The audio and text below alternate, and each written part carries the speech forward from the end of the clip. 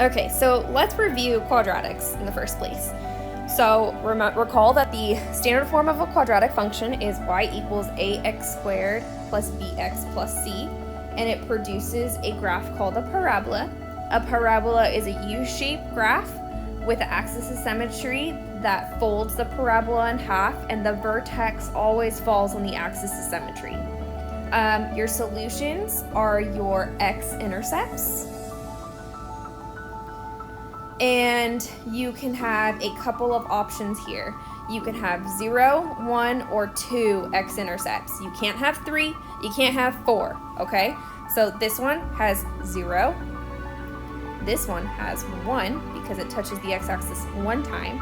And this one has 2 because it crosses twice.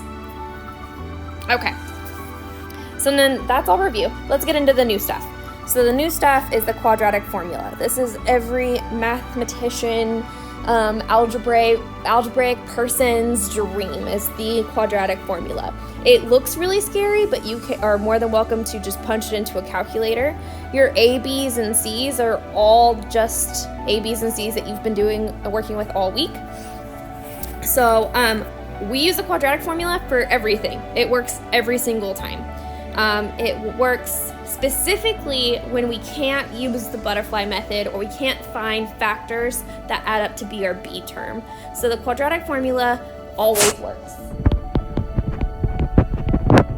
Now, whether or not you want to do it all the time is up to you. So it can be used to find your solutions, your x-intercepts, your roots, your zeros of any quadratic equation. Then what's inside, what is highlighted here in yellow, this b squared minus 4ac, that is your discriminant. So the discriminant tells you how many real solutions a quadratic equation has. So if you find a negative number, just like yesterday when you had a negative number inside of a radical, you had no real solutions. So here you also have no real solutions. If it equals 0, then you only have one solution, meaning it only touches the parabola, the x-axis one time. And then if you get a positive number, then you have two real solutions, and that means it touches the x-axis twice.